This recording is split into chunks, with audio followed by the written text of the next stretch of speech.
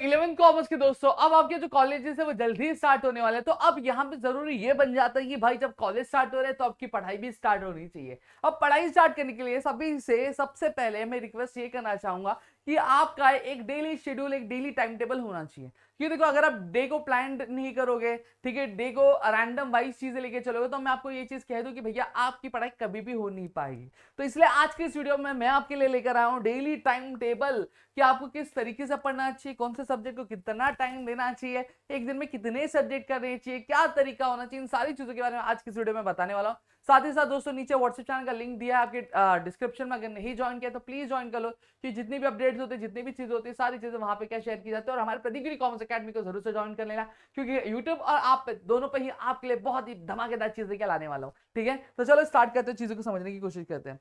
सबसे पहली चीज अगर मैं बात करूं तो देखो, एक 11th कॉमर्स के वीकली शेड्यूल टाइम टेबल की बात करूं तो यहाँ पे मैं मंडे से संडे के कंप्लीट शेड्यूल लेकर आप सभी के लिए। ठीक है, सबसे पहली चीज यहाँ पे अगर मैं बात करूं तो देखो, आप यहाँ पे पूरे दिन को, पूरे स्टडी आवर्स को मैं 2 से 3 घंटे का स्टडी आवर्स ही देता हूं आपको डेली बेसिस का। ठीक है, जहां पे अगर मैं बात करूं, आपके 4 स्लॉट्स होने चाहिए, एक रिवीजन का होना चाहिए, एक सब्जेक्ट 1 और एक सब्जेक्ट 2 का होना चाहिए, और तीसरा जो होना चाहिए अल्टरनेट आपके सब्जेक्ट 3 का भी है, और एक आपका सेल्फ टेस्ट का यहाँ भी क्या निकल कर आता है। ठीक है, अब कैसे चीजें लेके जानी है वो मैं आपको बताता हूँ। सबसे पहली चीज, डेली बेसिस पे जो भी चीज आपने पिछले दिन पढ़ी होंगी, ठीक है, पिछले दिन पढ़ी होंगी, वो 15 से 20 मिनट देना, उस सब्जेक्ट को आपको क्या रिवाइज करना है। ठीक है, फिर उसके बाद आपको, अगर मैं बात करूं, डेली आपको बुक कीपिंग एंड अकाउंटेंसी ये सब्जेक्ट को ही करना है। फिर उसके बाद सब्जेक्ट 2 आपको इकोनॉमिक्स कर लेना चाहिए। ठीक है, फिर वहीं पे अगर मैं बात करूं, फिर उसके बाद आपका 45 से 50 मिनट आपको क्या कर लेना चाहिए, ओसीएम कर लेना चाहिए।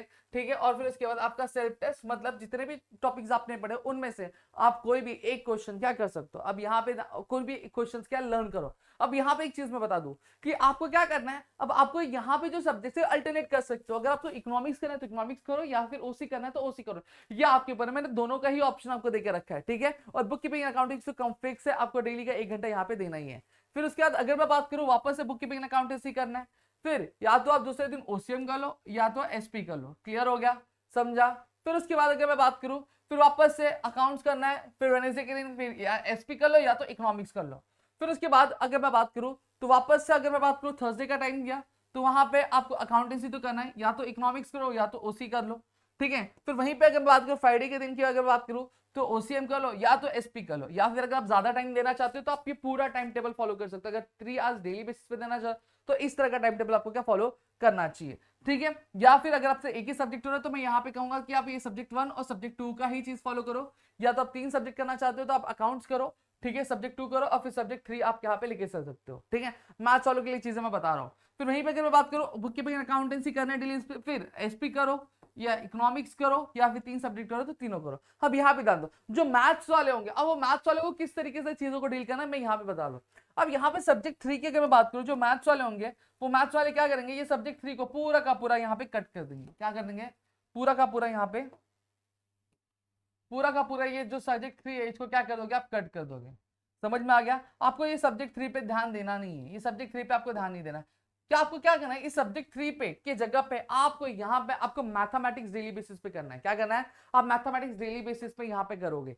समझ में आ गया। ठीक है, तो आपका शेड्यूल कैसे बन जाएगा, एक सब्जेक्ट आपका डेली है बुक कीपिंग, एक सब्जेक्ट और रहेगा मैथ जो डेली बेसिस पे रहेगा, और फिर ये सब्जेक्ट रहेगा आपका अल्टरनेट बेसिस पे। अब यहाँ पे क्या हो जाएगा मालूम है क्या, आपका जो इकोनॉमिक्स और ओसी है वो हफ्ते में आप 3 बार पढ़ोगे। यहाँ पे जो बाकी है वो हफ्ते में 2 बार पढ़ रहे हैं, आप बस मैथ्स वाले क्या 3 बार पढ़ेंगे। अगर चाहिए तो एक दिन वो रेस्ट भी कर सकते हैं, अपना स्टडी आज का थोड़ा कम भी कर सकते हैं। और संडे के दिन अगर मैं बात करूं, आपको क्या करना है, जो भी आपका बैकलॉग है वो सारी चीज आपको यहाँ पे कवर करनी है।